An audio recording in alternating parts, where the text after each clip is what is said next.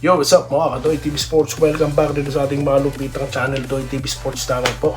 Ating pag-uusapan nandyan na, okay? So, Calvin Aptana, usapang papunta ng kuno ng Korea, KBL. Okay, pag-usapan natin yan. Ito pa, usapang playoffs na po tayo, twice to beat. Alam kong inaabangan nyo ng Ginebra at Phoenix, no?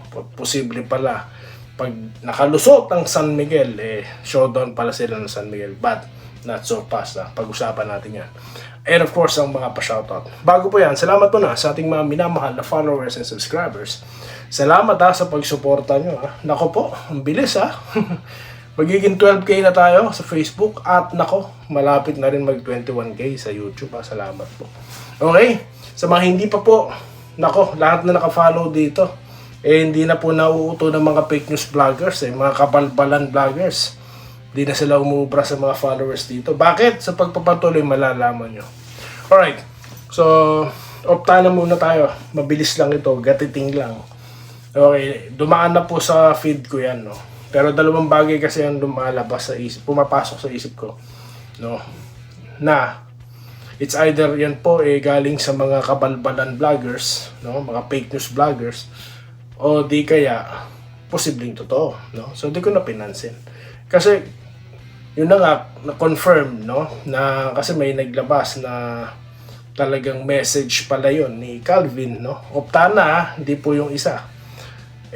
Ano po? Para lang naman yun, no? Parang thank you message sa TNT for appreciation, no? Hindi naman po siya po nagpapaalam, no? Alam nyo guys, kung talagang nandun na sa usapan na yun, tsaka na tayo mag-react, no? Or kung totoo man yun, we should understand, mga boss. Kami, we decided when we, tawag dito, left the Philippines, no? Work here abroad. Kasi nga, nagsisik po kami ng mas, alam nyo na, mas better para sa amin. Di po ba? So, wag natin yung alisin sa kanila. Okay? So, wala namang problema kung sakaling totoo yun at mangyari. Nung umalis po ba si Malonzo, nung umalis sila Ray Parks, at iba pang mga PBA players nagpuntahan doon, naubusan po ba ng fans ang PBA? Hindi naman Tignan nyo, million ang record nung naglaro ang Ginebra Shine. Di po ba? Tsaka may mga team pa rin, no? Nakatulad niya TNT, hinahal si Bolbol, na excited pa rin ng fans. So para sa akin, hindi naman po ganun kalaking kawalan. No, hindi ko minamaliit yung mga players, no, pero what I'm trying to say, let them pursue their wants, no. Okay? Tayo rito, walang problema pa rin sa PBA dahil yung fans hindi po natitinag, solid pa rin. Okay? So ewan ko kung yung ibang mga fans ng mga player na nag-alisan kung nakatutok na rin doon sa kung saan man liga yun. Kasi ako, wala naman ako pinapanood ni isa doon Wala akong kilalang player dun maliban na sa mga PBA players Sa totoo lang. Okay, dito na tayo sa ating gustong pag-usapan. Okay? Na naman, Ginebra, Phoenix na po tayo Alam ko gusto niya ng pag-usapan yan Kasi po, isang panalo lang kailangan ng Ginebra So hindi sila kailangan matalo. Sino ba dapat matalo? Di po ba? Kung gugustuhin ng Rain Ocean din, no?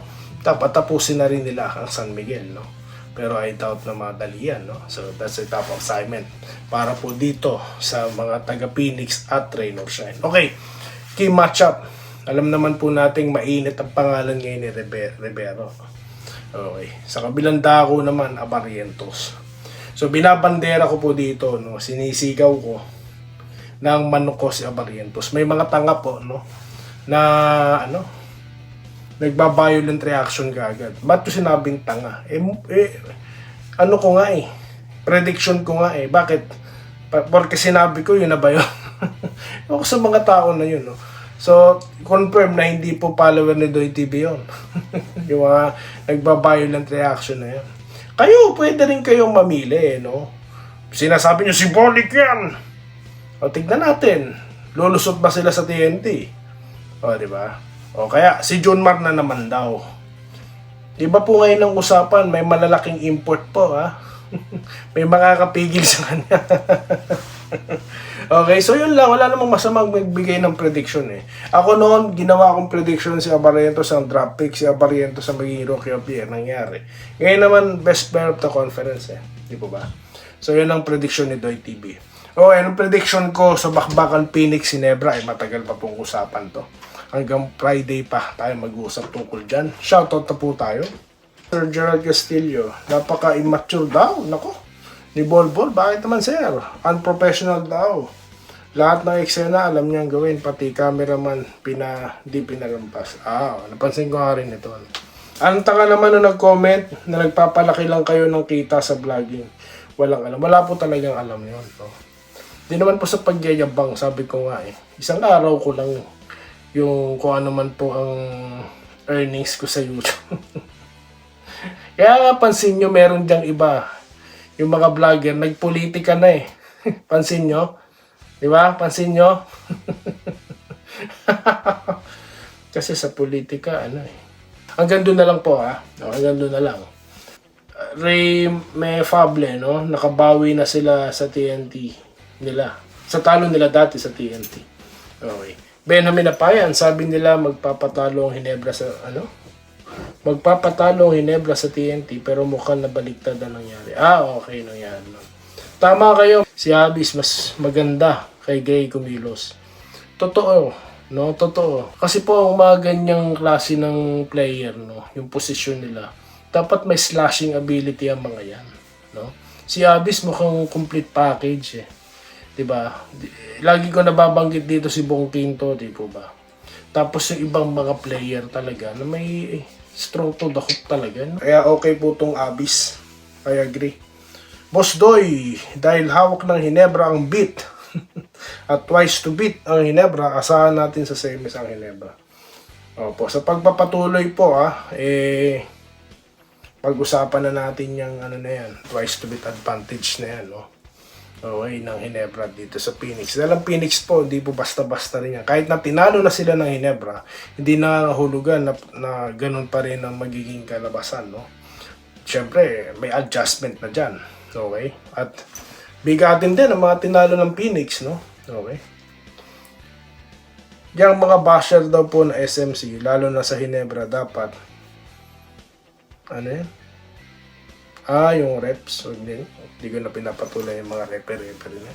Nakukornihan na ako yan. Carlito Bolima, Doy TV, kumakalat na balita na nagpatalo daw sa TNT, namimili ng kalaban. Ito, sinagot ko na po ito. May tanga po itong nag-comment, no? Nagmamagaling, di naman pinanood yung video, no? Kung nanood man, hindi niya rin naintindihan. Pinagtanggol ko dun si Chat Reyes, no? Tapos ewan ko bakit galit na galit yung nag-comment and black na kagad. Dati po sinasagot ko pa eh. Ngayon hindi na. Black na. Kasi po yung mga tanga, no? Wala pong puwang sa channel ni Doy TV. Kaya hindi na po pinapansin yan ni Doy TV. Baka po kasi mainit, pag sinagot ko, maasar, mapikon, bigla pang atakihin. No? Kaya po maiging binablock ko na po kagad. Yung mga, mga comment na alanganin na parang buang po ang nag-type, black na yun. Di na aksaya ng oras ni Doy TV. May iba akong binabasa pa dito, no? Tsaka pala, hinahanap ko si Sir Cesar Collado. Ano na, sir? Bukang tahimik ka, ha? Sir, ano na? Piniridik ko, ha? Ginebra TNT, ha? Di ako matras sa hamon, ha? Kaso talo, eh. Ano na? Di na kayo dumadalaw dito, sir, ha? Ayan. Yung mga nagko-comment po ng ganyan, natatandaan ko kasi natutuwa ako sa kanila. Okay. Pero yung iba po na tanga, antimano, black na yon. Alright, dito tayo, Brainy. Okay na din na nanalo sila sa TNT Loans. At least, Phoenix yung mga kalaban nila sa playoffs. Kung natalo sila, Magnolia mga kalaban nila. Yan po yung sinabi natin. Pero sa Ginebra, parang wala silang pakialam. Pakiwari ko, parang gusto pa nila Manila Clasico na eh. Di po ba? Kaso, kaya nga, ba, nakikita nyo after the game, natatawa na lang sa interview si Coach Tim Cone. Di ba? Napansin nyo naman yung laro. Pinalaro niya lahat ng players niya, di po ba? nagsabay, oh. Japet at si Kmark, di po ba? So, hindi naman nangyayari sa mga regular games ng Ginebra yon, di ba? Andresito Alantason, si Sir Joseph Pineda, no? Okay. So, yan po ang ating mga pa-shoutout. No? Meron pa po tayong susunod sa susunod na content. Dito lamang po sa ating channel, no? Maraming salamat po. Stay safe. At alam ko hanggang ngayon, masarap pa rin ang mga gising nyo, mga boss. Salamat po. Salamat po sa panonood. Subscribe na para sa mga susunod na basketball at boxing videos.